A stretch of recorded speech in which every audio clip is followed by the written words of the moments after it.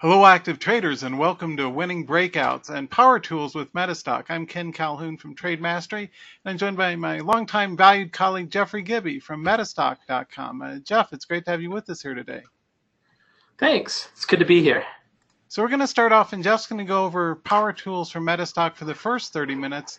Then I'll wrap up with a follow-on to the charts for winning breakouts and also how to exit your trades for the last 30 minutes. So without further ado, let's see, as always, all information is for educational use only. We're not making advice about to buy, sell, or hold. When we watch this, you do not make actual trades. Let me introduce Jeff. Jeffrey Gibby's been working for MetaStock for over 20 years. It's longer than I've been in the industry. He's trained thousands of people on how to use the MetaStock platform to improve their trading. He's currently in charge of new business development, and he works really hard. I know, I worked with him for years to support and create new MetaStock distributors and partners worldwide.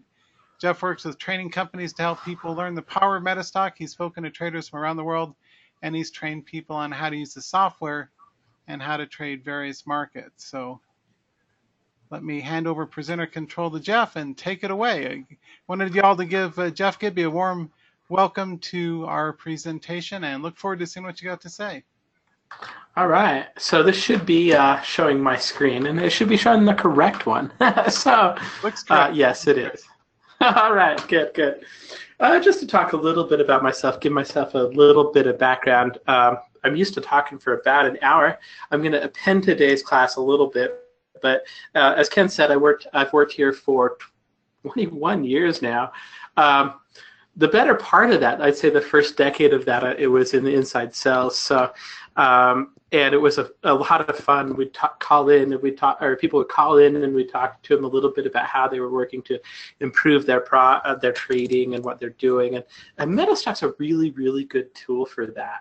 So I've been here for about 21 years. Right now, my job title is Business Development Manager, but that just means I manage our global partnerships. And it's a small team that I work on. There's about 2 of us and 1 programmer on the team. And it's a lot of fun. Particularly, one of the things that you enjoy doing is coming in here and talking a little bit about, how you can use technical analysis to help you trade more successfully. And I feel like I have one of the best jobs here at MetaStock. I enjoy it. It's a lot of fun to come to work every day. And so I'll tell you a little bit about MetaStock, and we're not going to spend a lot of time on that. But it's a software company that is based right here in Salt Lake City, Utah. It's a beautiful 70-degree day here in Utah right now. They actually started the company in 1982. When I started, which was 1997, I had to remember that. It was owned by Reuters, who eventually became Thomson Reuters. And about 5 years ago now, we purchased ourselves back from Reuters, and we're a company in Utah that does all of the distribution. We have a good relationship with Thomson Reuters. We still get all of our data from Thomson Reuters, which is applicable to tell you when we're doing some of the other presentations that I do.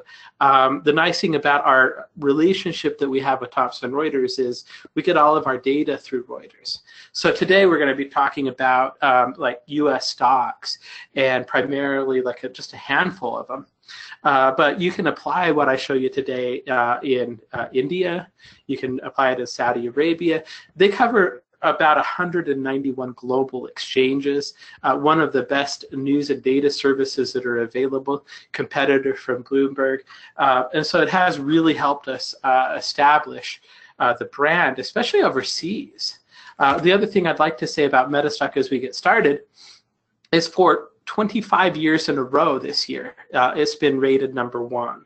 And there's a few core things that we're going to talk about today, mostly testing trading ideas. But I wanted to let you know that when we kind of package this up in about a half an hour, there's only so much I can talk about in a half hour. And I hope as I get to the end, I'm not rushed. I've tried to go in and kind of pare back and really kind of cut to the meat, cut out the fat and get to the meat of what we're talking about. But it's been rated #1. 25 years in a row. Pricing on it starts at about $59 a month. My goal today is actually to get you to enough interest in MetaStock that you go, hey, I want to try that out. And I'm going to actually give you a link for a free trial here at the end of the show. So what I'm going to start to talk about is I want to make sure, I'm going to start pretty basic. We're going to kind of talk a little bit about a trading system. And then I'm going to talk about kind of how you can go about using technology to help you evaluate a trading methodology and finding the correct strategy for what you're doing. Most of what I'll actually be talking about will actually be in the software and not in a PowerPoint. I don't really like PowerPoint so much as a kind of a way to kind of talk about things. I would actually rather go into the software and talk about it.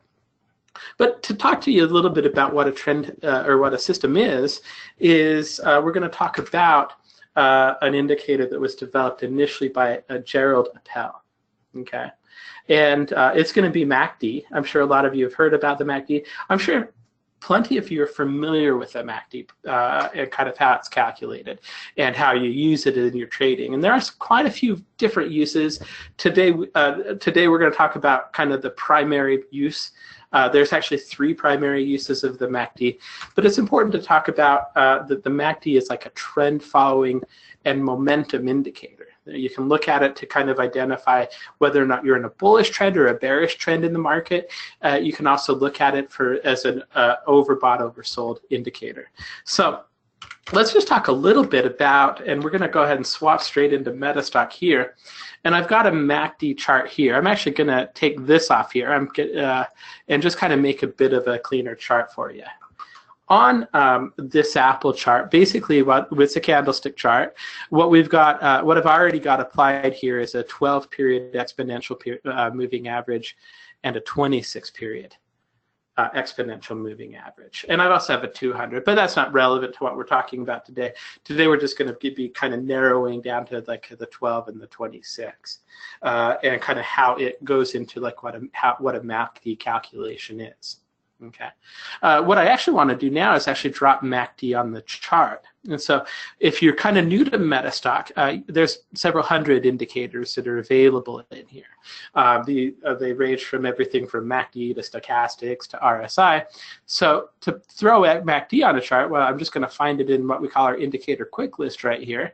And I'm just going to drag it and drop it on the chart. So what I'm going to do is I'm actually going to drag it right up to the top here, and it's going to open up in a different inner window for me. Okay, and now what I'm going to do is I'm actually going to adjust this. And one of the things that I want you to know, so when you do the free trial for MetaStock, you kind of know how to kind of manipulate things. So anytime you want to change something on a chart, just double click on it. So I'm going to go ahead and double click right here. And I'm actually going to make this into the histogram format. I prefer to look at it that way. So go ahead and click on OK.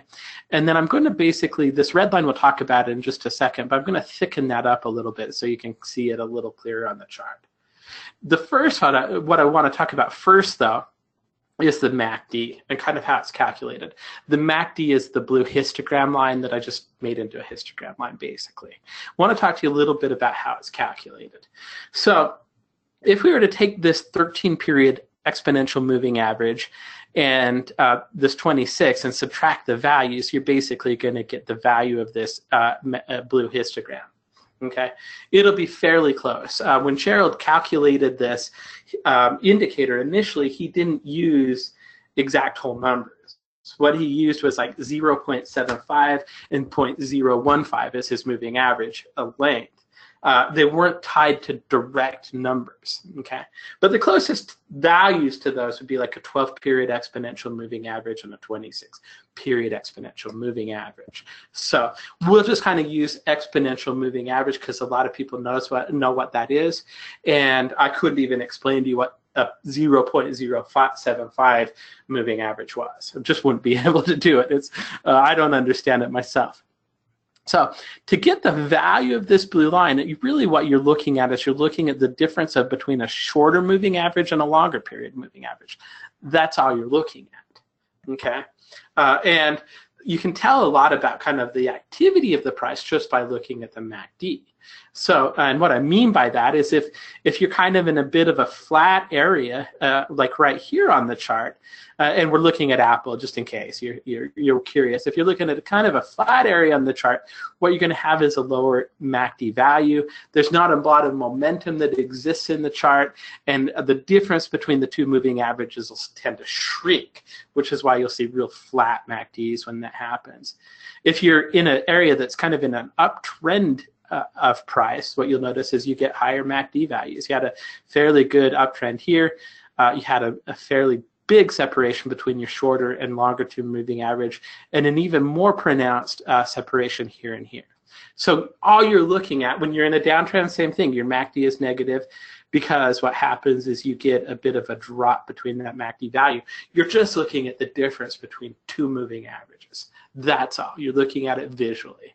Now, that being said, it's fairly convenient to know that. The red line, so that's all has to do with the blue line. The red line, what you're looking at is just another moving average. By default, this is going to be a 9-period exponential moving average of the MACD. So you basically, when you're looking at a MACD, you're looking at the difference between two moving averages with another moving average on it.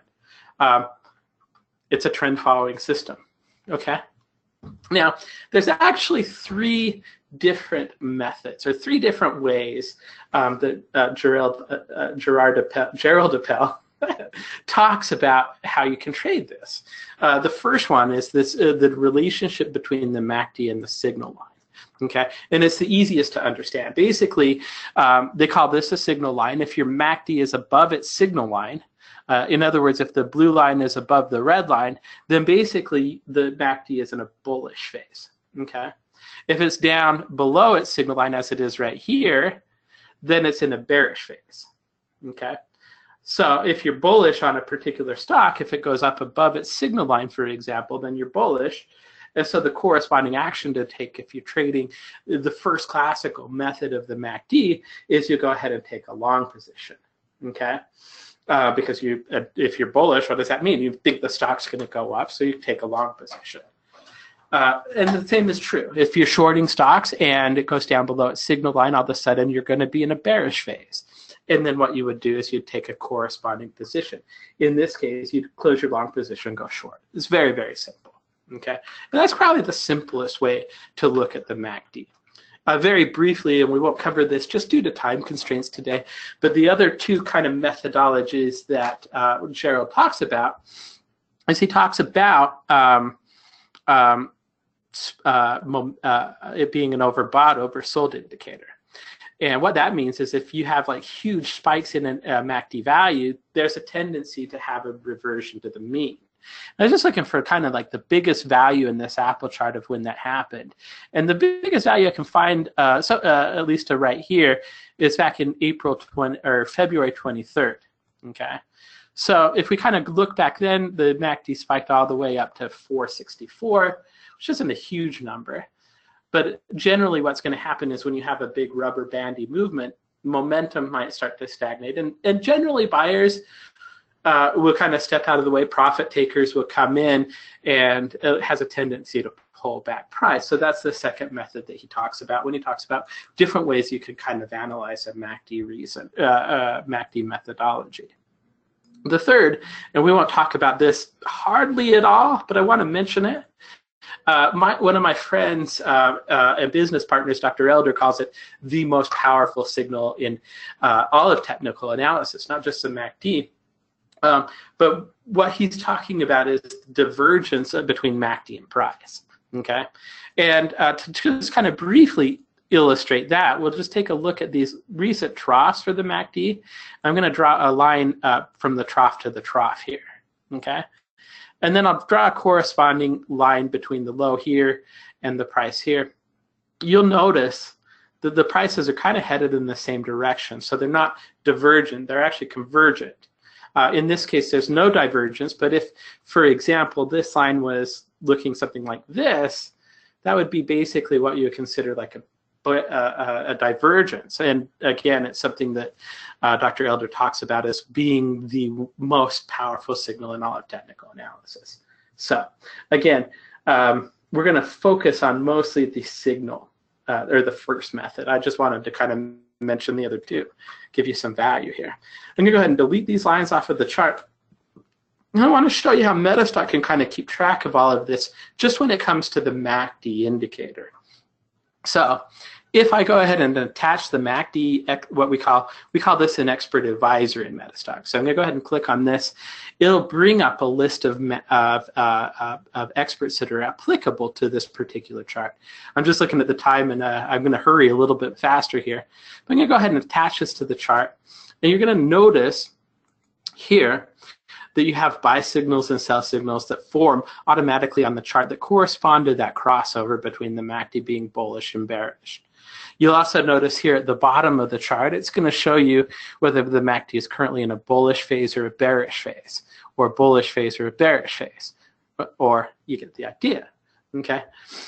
It will also, and I'm going to open up the expert advisor because I want to show this to you real quickly.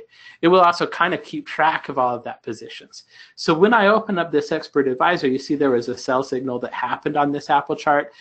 This would have been, was it Monday or Friday? Friday, okay? On Friday, there was a sell signal that came in on this expert advisor because, again, the signal line crossed over, and it was telling us, okay, it's time to get out of any long positions and go short. Okay, but you'll notice here that when I highlight this day, this commentary actually kind of corresponds exactly to this day. Okay, and the MACD is bearish since the trading is below the signal line. The MACD just crossed below the signal line, and this is a short signal. Okay, the MACD is not in an overbought, oversold range, and there have been no divergences. So those three things that I just told you about, it's going to kind of tell you on the chart with this one expert advisor. There's probably built into the program, there's about 30 or 40 different experts ranging on topics like candlesticks, stochastics, trend indicators, all kinds of stuff that you can just apply to the chart, and it'll help you learn about technical analysis. There are a few things that I love about technical analysis, and I'll kind of list those out really quickly. The biggest thing is that it's 100% objective and not subjective. One of my favorite sayings, and I'm going to butcher it, is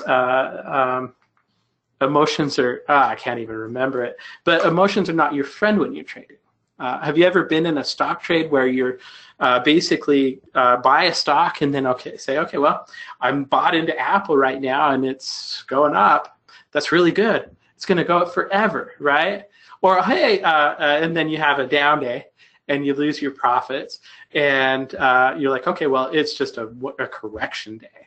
It's going to come back tomorrow. You know, it's kind of that psychology that we give ourselves where we kind of get married to a stock a little bit, and we're not objective about the whole thing.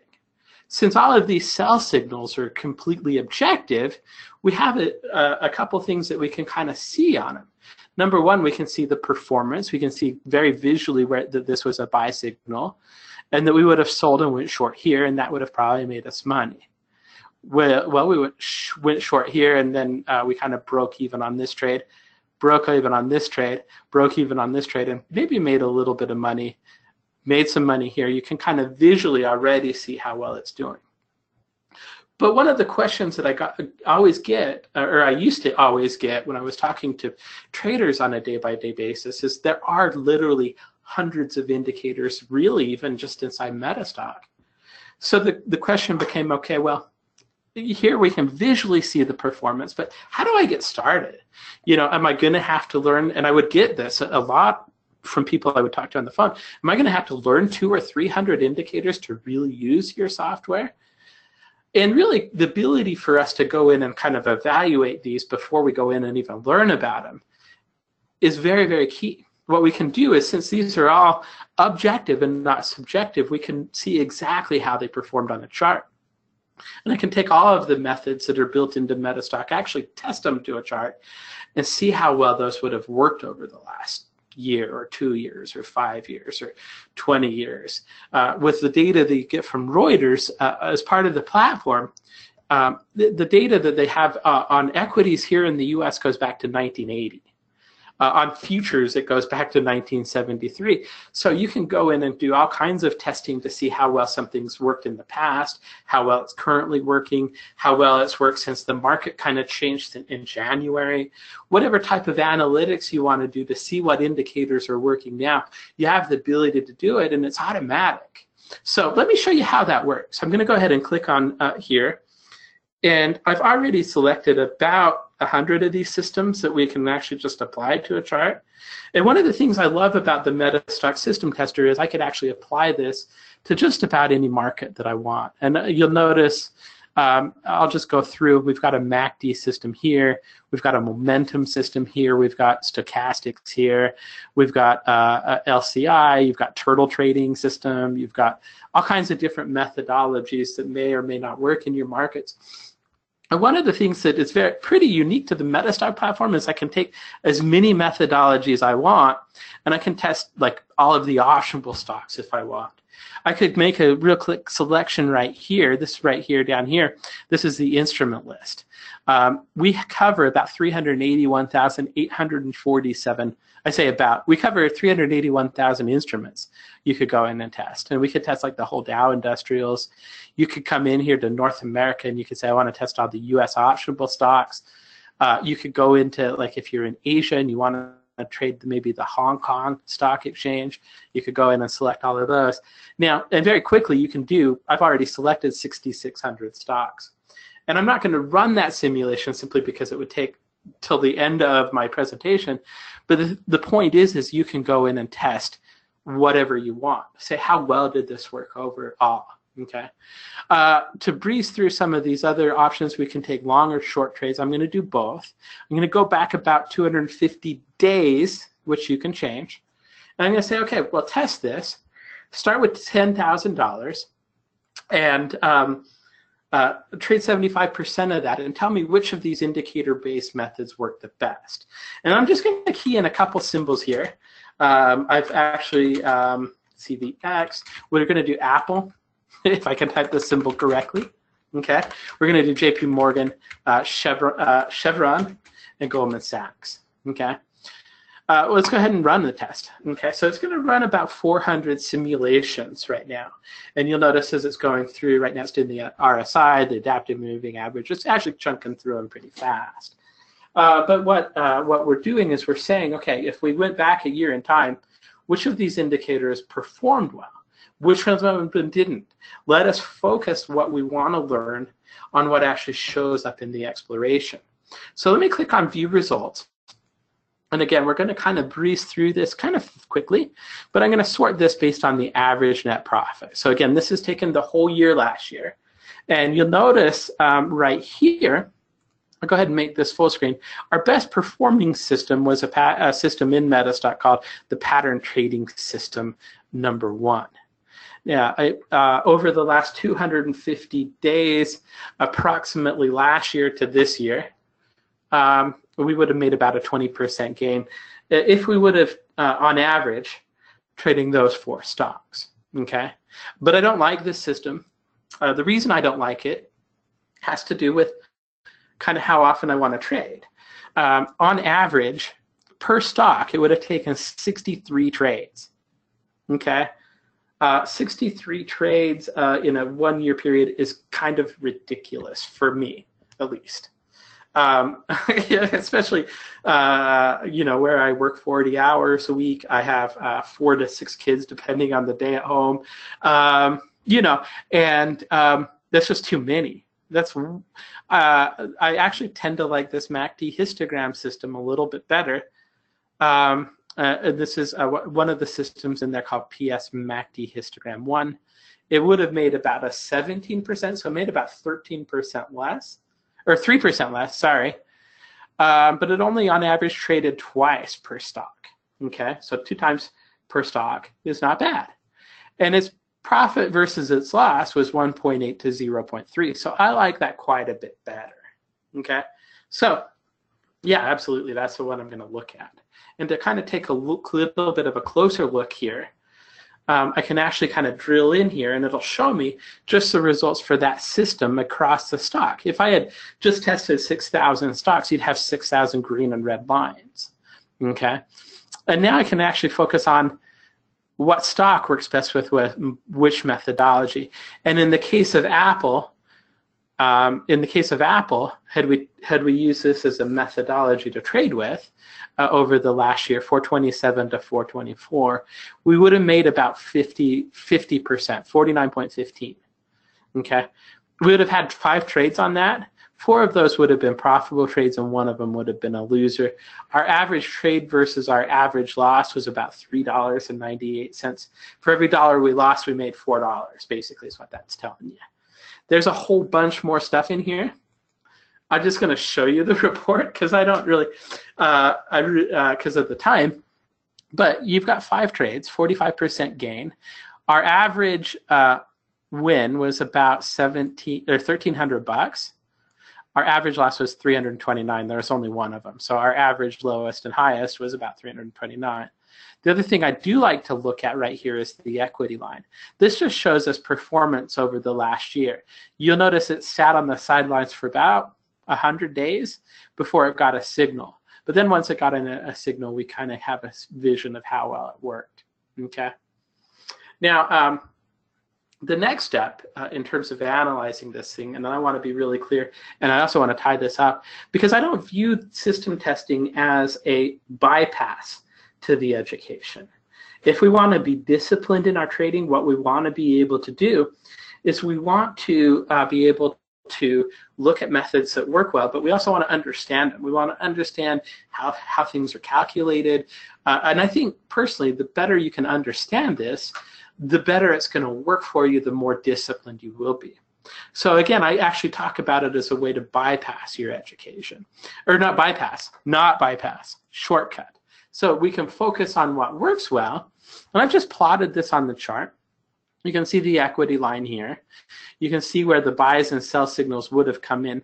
And I can even come in here and actually attach the expert advisor that matches with that. And we were looking at PS MACD histogram 1. So I'll attach that to the chart, and I'm going to get a little bit of a different expert advisor here. Okay, you'll notice we're currently in a long position because it's highlighted green. You can see where this buy signal came in here. We actually would have sold right at the top and bought right here at the very bottom bar of the day.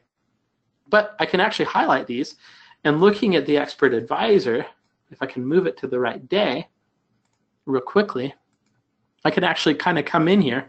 I can read this commentary, and I can kind of understand exactly what this is actually using. Actually, turns out this MACD histogram is something that was built on the work of Alexander Elder, who randomly I just talked about a few minutes ago. But you can kind of see how the system is calculated. You can kind of see if there's weaknesses in the system. You can kind of see if they recommend that you use stop losses with it, all that kind of stuff. So that's to the meat of what we wanted to talk about today. We'll just talk a little bit about it. One of the things that we didn't talk about was market scanning, which is my favorite feature of MetaStock. The ability to go through like all of the optionables and all the ETFs to find a setup right now saves me so much time. But we did talk a little bit about testing trading ideas across different markets. There's a forecaster in there that allows you to forecast and say what if a MACD buy signal happens today? What does that mean for the future? We did show you the real-time alerts, the commentary, the signals. All of that starts at just like $59 a month. And as I said before, we've been rated #1 in our price category every single year since I believe it's 1994. It's more impressive when I know the actual year when I'm talking about this thing. But anyway, hopefully that was enough of a quick preview to get you interested in taking a free trial. metastock.com/DTU. We will throw in with your free trial an advanced training course of MetaStock. In it, we'll actually show you our favorite systems. For the DC version, we call that the daily charts version. It's normally $59 a month. It gives you daily access to MetaStock. We have a real-time version that's also $250 a month. I'd recommend you do your free trial with the real-time version because it includes all of the Thomson Reuters, MetaStock, Zenith news and information. That platform they spent $1 billion on. You should look at it. It's very, very cool. So $2,550 a month There's cheaper ways to do it if you decide you want to keep it. The reason I talk about this pricing is that I can give it to you for free for a month. So to take it, here's a little bit of a video of a thing. This is the training I was talking about on the prior screen. It gives you kind of a walk-by-walk in all of the features of MetaStock. Again, what you'll do to do that is you go to metastock.com/DTU. It'll just ask you, do you want your real-time trial to be free, or do you want your real-time trial or a DC trial? If you have questions, if you want to get some more information on MetaStock, you can chat in with one of our sales guys at metastock.com/sales chat. If you want to talk to somebody on the phone, you can call us 800-882-3040. And if you have questions for me, my email is jeffrey.gibby@metastock.com. And I would say, Ken, that that's perfect time. You are perfectly on time. And thanks for a brilliant technical analysis. You're smarter than most of the educators, so glad you're not in the business to compete with guys like me, because you're really sharp, right on the money with your MACD analysis, and really brilliant. And I picked up a lot of new tips too on how because I wasn't aware of the expert advisors and some of the features you touched on. So thanks very much. Yeah, it's a great platform. I think people should try it for free. That's a good price. The price is right. Yeah. MetaStock charts are really easy to use and really clean and sharp and focused. And Jeff Gibby's one of the best guys in the industry to work with. So highly recommend you guys try out metastock.com/DTU. And thanks very much, Jeff, for a great presentation. Thanks for having me, Ken. I actually learned quite a few new things, so that's always a good thing. All right. Well, I wanted to thank everybody for being here, and I'm going to pick up right now. We're going to start by looking at charts that we did in the, I was very honored to be one of the speakers at the MetaStock Online Summit. One of the things I like is it actually remembers my trend line chart. So we're going to follow up. This is kind of like the sequel to the event that I did for the Online Summit. And you can see so many of these charts have worked out nicely. And we're going to focus today on exits using MetaStock as well as breakout patterns. A couple of quick slides here. Less than 2 minutes, I promise, just to introduce myself. You may have seen me in stocks and commodities. I'm actually a real trader who's done as much as 4.9 million worth of trades in a given year. I'm a money show speaker at the Traders Expos, featured all over the place. If your trading losses, and you guys know who you are, ladies and gentlemen, if you conceal your trading losses, if you hide your trading losses from your family, you might have a problem. So you might want to start learning how to use good professional trading charts like MetaStock, along with great patterns and price action entries and exits like we're going to cover today. Strongest day in swing charts, minor gap continuations, acceleration ramps, and entries following wide candle days. Kind of like that's it for the PowerPoint. So let's jump into it and take a look. What I want to teach you today is some of the differences between charts that are worth trading and also how to capitalize on market volatility and some of the best patterns that I like to trade myself. So I'm a real money trader, and I like MetaStock charts because they're so crystal clear and clean and easy to use. Here is DK, Delic US Holdings. Now, I mentioned this at the Online Summit a few weeks ago as a breakout with a cup pattern. And you can see it continues to skyrocket on up to new highs. We've got kind of a gravestone doji / shooting star pattern up here. What I like about these type of patterns is the point range. And one of the things that I urge you to spend more time on is looking at making sure you trade instruments that have a good 10 or 20% range so that the profit and loss is there, the profit potential is there. See, for example, if this exact chart had a range of, say, $20 to $21, it would be a garbage chart. But the fact that it's got a range of 31 to 50, you know, it's almost 20 points of range. This makes for a really good chart pattern. So now one thing that I've mentioned for years is I like to sell the nines. And so we are currently at a 49.50 high, closing near 48 today in this chart. To avoid false breakouts, never buy with a 9. You may have seen my stocks and commodities article on the topic, but never buy with a 9. That's a good sell target. A 10-point trading range strategy, and this is one I originated years ago for my institutional guys, is to go long above a decade value, a multiple of 10. I'm a price action trader. I'm a breakout trader. That's what I do. So if you go long 41.5, 42, whatever, with an exit target. Once you get into a trade like this, your exit target should be, hey, I'm a happy camper if it gets up to 48 or 49. I'll close out the trade and lock in a profit, which would be wise in this chart, thinking I can always rebuy if it gets over 50, if it breaks over, say, 50 and a half. So there's a couple of things there I just taught you. Number one, make sure that the range is at least 10 to 20%. I prefer charts with a nice 5 to 6 to 15 or 20 point range with a nice strong breakout chart pattern to work with. So the second tip was trade within 10-point ranges. So buy slightly above a multiple of 10, whether it's 40 and a half, 41, 42, with an exit target of 48 or 49. And that makes sense. That's a good chart pattern to focus on, or a good systematic approach to using your trades. Now, one thing you can do to capitalize on bearish markets, and I'm currently long this instrument myself, is to trade instruments like VXX, the VIX ETN. Not for the faint of heart, but if you're an experienced trader, you know the profit potential in this. I've done really well and also had stops. I've done both wins and stops in this instrument. What I like about this is on today's selling pressure, the VXX has shot up from 41 to 45. It went as high as 46. This is the answer key to how to trade bearish markets, right? Whenever we've got a short market, the S&P dropped today, this guy goes up. And so buying into continued strength in VXX and other inverse ETFs certainly makes sense.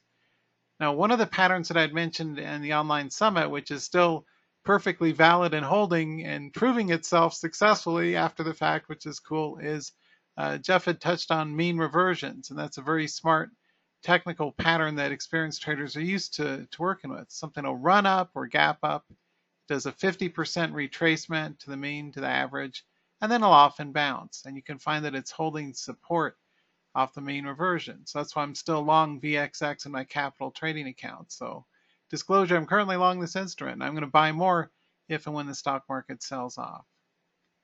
Okay, so the point range is extreme in this. It's what, 27, 28, all the way up to 58. So, well, 56. So near 20-point trading range. So is there profit potential and is there risk? The answer is yes to both. Now, one of the patterns that I mentioned in the summit, which continues to work out nicely, is to look for what I call wide range candles. And that's simply big tall candles like this one, or this one, where you've got good price action, the volume is strong on each of those days, and the momentum, the volatility tends to buy up. So I like to look at large green candles. I'm a very visual trader. I like to look at them kind of like a sponge of institutional buyers that are soaking up available shares. And when they do that, of course, they become more scarce, and so the price goes up. So from a supply and demand standpoint, large green candles buying above those is virtually, I won't say it's always money in the bank or anything like that, but it's a very high percentage trading edge that I like to use in my own professional swing trades. Is wait for a day or two after a large big green candle that's twice or more the height of the whole real bodies in the previous trading days. That should be easy to spot. Even if you miss that one, you got a second chance. This guy ran all the way from 65 to 76 before starting to pull back and drop. And it's still a long pattern. One of the things that I like using candlesticks for, I just focus on the major simple ones like hammer, shooting stars, engulfing patterns, doji, three-line breaks. But one of the things that I like looking for in addition is large green candles, especially if it's at the right side of a bullish cup. That's a pattern I originated nearly 20 years ago, which has been borrowed by other people. But often if you see a large green candle at the right side of a bullish cup or a congestion zone, that's also a bullish sign. Another, always kind of be like one of my colleagues says, be a market detective. Another kind of a poker tell is to look for this sequence where you've got a small, again, I'm a guy who's actually traded millions of dollars worth of stock, so I know how to trade. One of the kind of a poker tell, I used to play tournament poker in Vegas, so one of the poker tells is a pair of small followed by large green candles. It's kind of an acceleration pattern. You've got a small candle followed by a large candle. Now, if you see the opposite like this, it'll often go sideways. And does everyone see this? A large candle followed by a small candle often leads to congestion. We don't give up on the trade because it's still price action above our entry, so it's still good for long. And ultimately, it did continue on up with this sequence of a small doji green candle followed by a large candle. Can everybody spot this? What I like about my process and the techniques that I've trained tens of thousands in since the year 1999 is that it's very easy and simple and visually kind of like the answer key to one of those hidden object games, if you've ever seen those on a Kindle or something, where you're trying to look for embedded objects in some painting or something, or a word search puzzle. Once you see the answer key, it makes it much easier as a trader. So again, this is that pattern. We've got a small followed by a large candle, leads to a breakout. Large followed by small often leads to congestion or indecisiveness, and you can see two doji right here. In fact, these are all pretty much doji. They don't know what they want to do.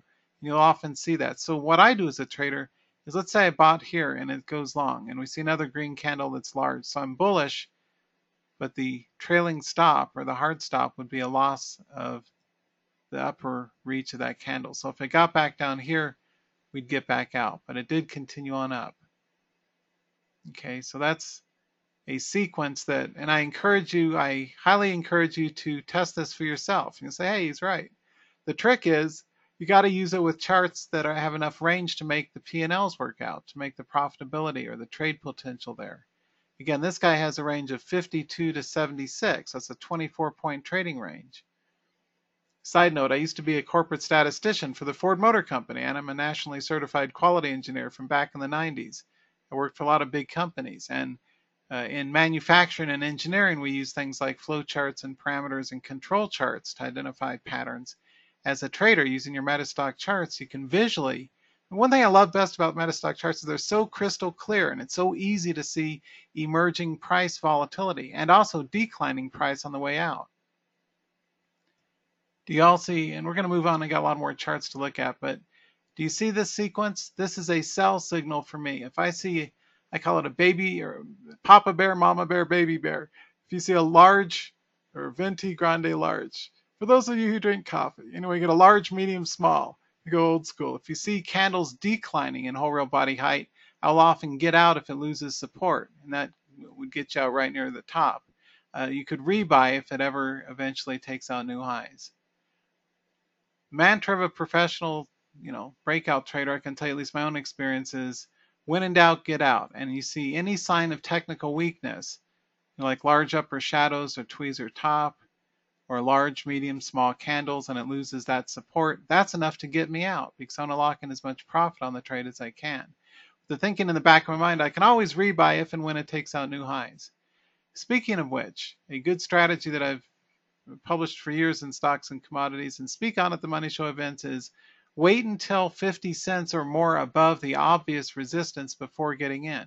So although not an official trading recommendation, for educational use only, the earliest I'd get long back in this guy would be over, say, 76.50, because I would expect a false breakout to occur at the dumb money obvious resistance area. So don't worry about fear of missing out on a breakout. Instead, worry about fear of missed profits and fear of getting stopped out with a false breakout.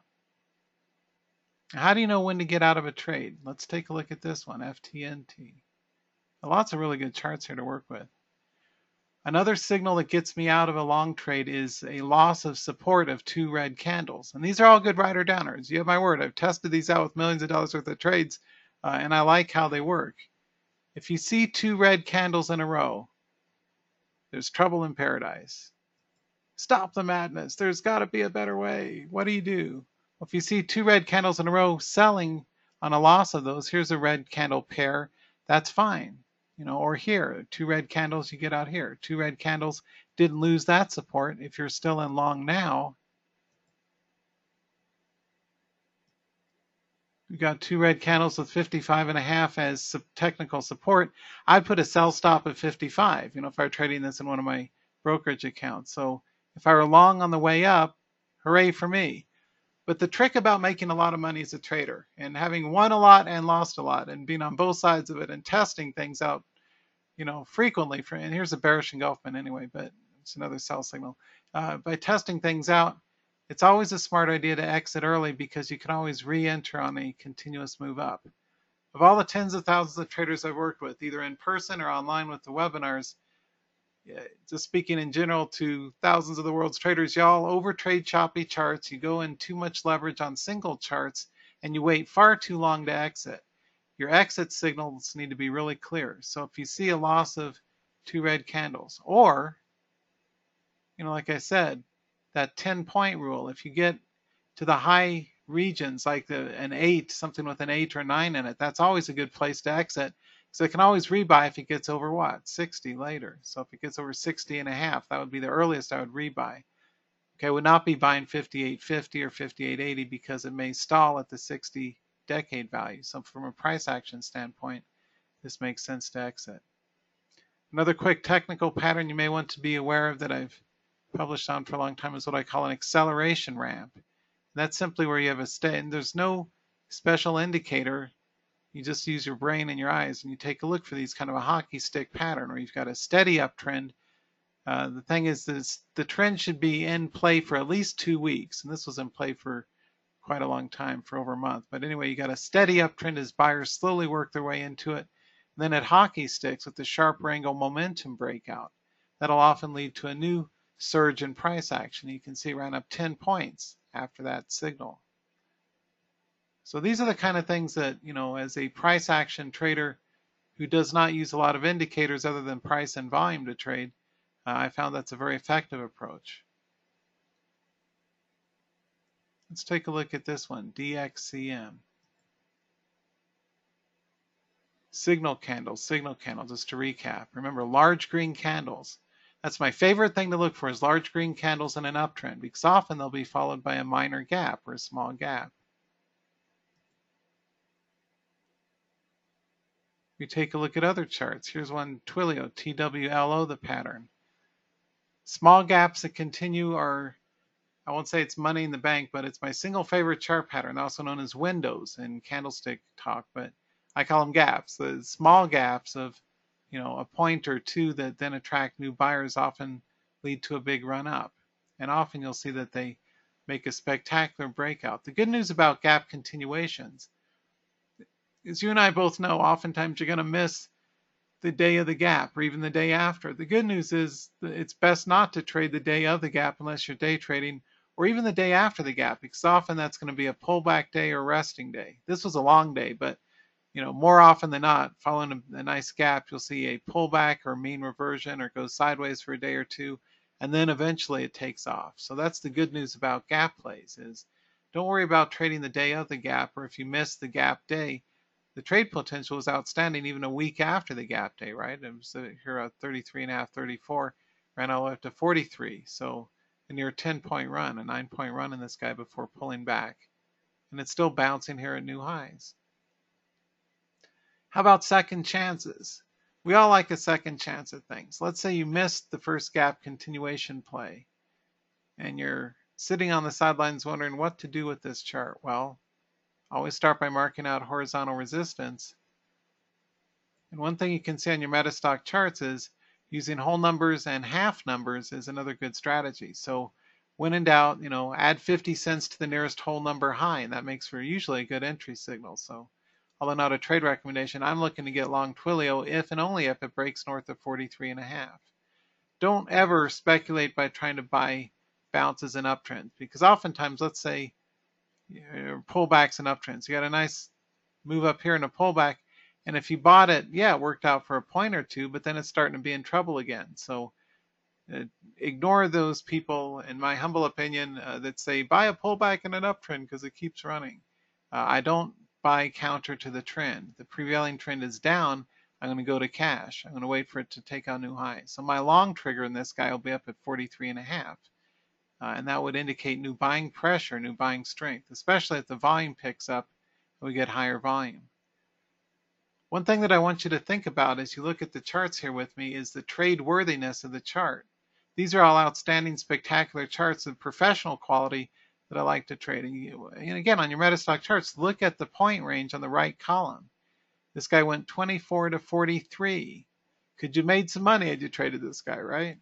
24 to 43, that's almost 20 points. It's 19 points last time I checked. nearly 20 points on a $40 stock is spectacular. Remember, chart patterns get people in trouble if they don't combine it with the math. And any professional trader will tell you, I'll tell you that math is a lot more important than the chart patterns. I think it is infinitely wiser as an experienced trader to say trade 100 shares of 5 or 6 of these rather than it is to trade, say, 1,000 shares of 1 or 2. You want to diversify because, for every chart that continues to run on up like a champ, you're going to have some that pull back and go sideways. So diversify, trade what I call trade wide, not deep. Okay, and if you're in a congestion zone chart that's not certain what it wants to do, like Tenet Healthcare lately, there's a support line I drew last time. We'd just stay clear, right? Don't jump the gun. As a trader, I used to do that all the time. I'd worry about missing out on the big one, so it's like, it's in an uptrend, it's bullish.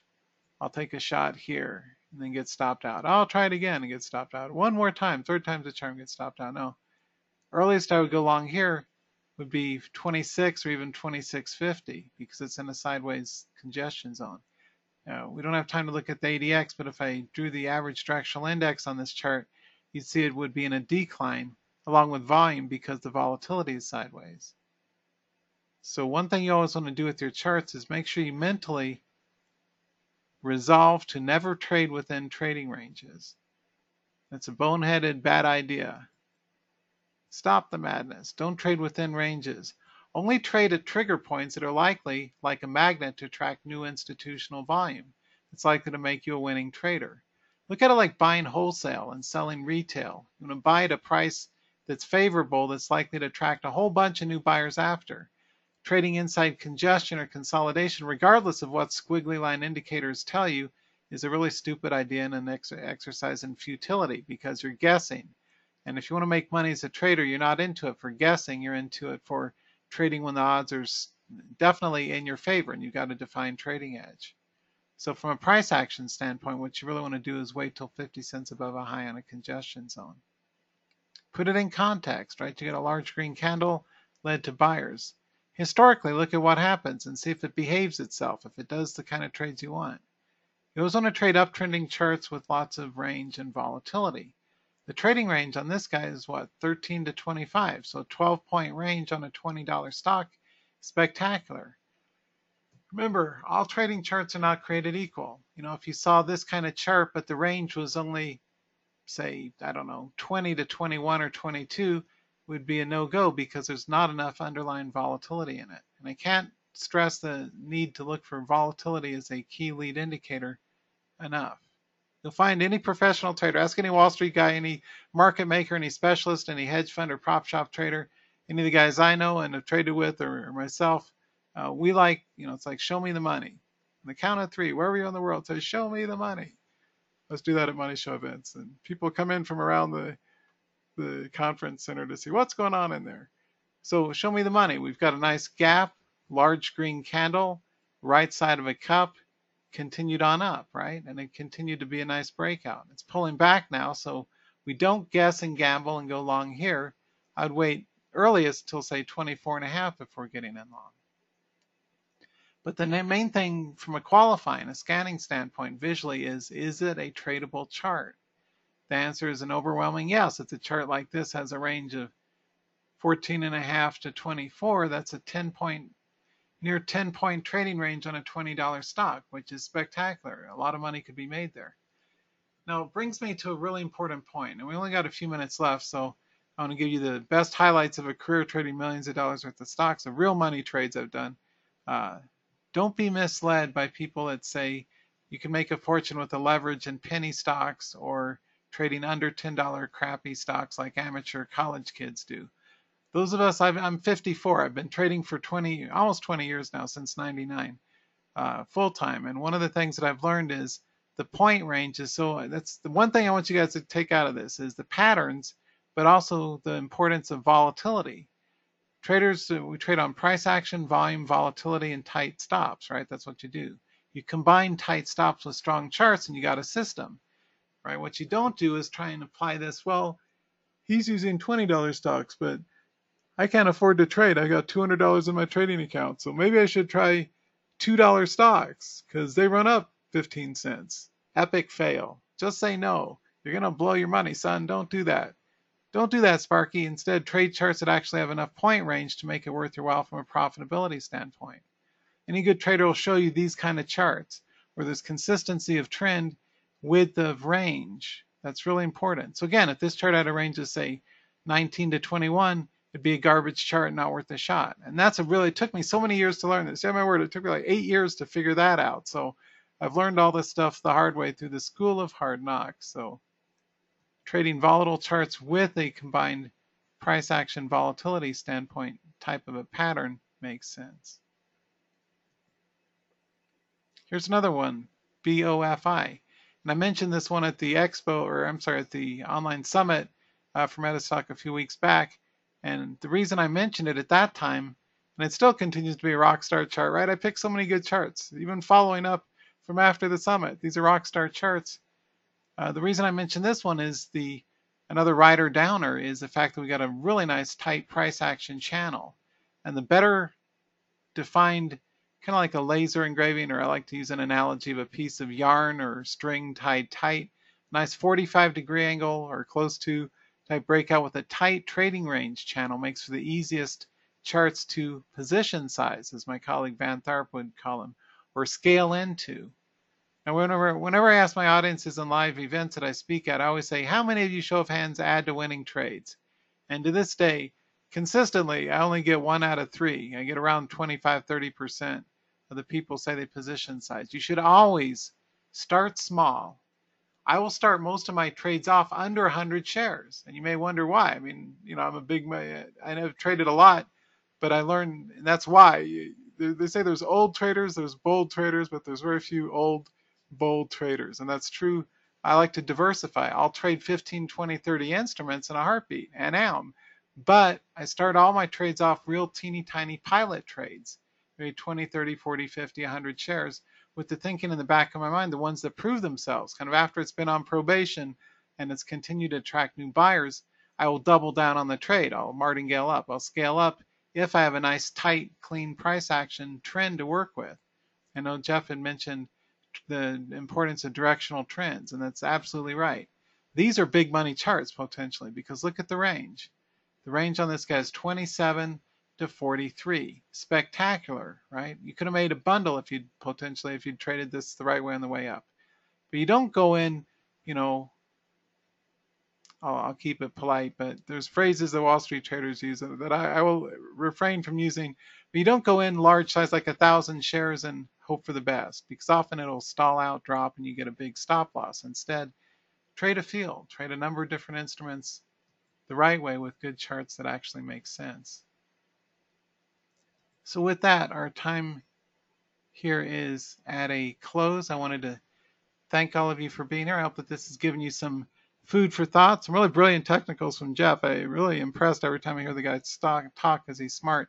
I want you to think about a trading action plan, which entry patterns taking action. I invite you to participate in my weekly Trading Week Ahead events. We just broke the 5,000 mark a couple weeks ago. Most popular events are only 20 minutes long. I think that's why. I like to keep it short and actionable. I focus on S&P because it's key support resistance levels and a few hot charts, and answer a couple of questions. And we got over 5,000 people registered for those. If you want to take a look at my site, it is trademastery.com. I used to run it as Day Trading University, but I have so many traders who are swing traders, I changed over to Trade Mastery. I also have Swing Trading University, but I'm trying to simplify by popular demand. So many thousands of folks have told me in surveys over the years, keep it simple. So I've done so. TradeMastery.com. You can also get a free copy of, and again, in line with everything I teach, I like to keep it brief and actionable and focused. I used to sell this guy Swing Trading Success on Amazon as a Kindle book and all that. But you don't have to pay. Get it for free by registering for my newsletter here. You'll get a PDF not only of this, but also of a trading flow chart I developed and other resources. Absolutely free in your welcome email. So go to trademastery.com, enter your first name and email address. You'll get a copy of Swing Trading Success. You can click on this link, free trading webinars for the Trading Week Ahead events as well. And that will sign you up for the Trading Week Ahead events every Saturday, like clockwork. Been doing them for 6 years continuously now, and that's why we've built such a following. So y'all have been great. I wanted to, again, thanks to Jeff Gibby from MetaStock, and thanks to all of you for being here. And I hope this has been instructional. I will get you guys the replay link coming up via, oh, you're welcome. Thanks for the kind words. I will get you the replay link of tonight's event. That'll be delivered by GoToWebinar. They will send you a replay link. It'll also be in my YouTube channel at Trading Television, so look for it there. You know, on behalf of Jeff Gibby from MetaStock.com and myself, Ken Calhoun from TradeMastery.com, I wanted to thank you, wish you the best for your trades, and do well out there. Try and make more money by using tight stops, strong charts, and let's make a go of it. So best wishes for success, and let's go get them. Take care, everyone. I appreciate it.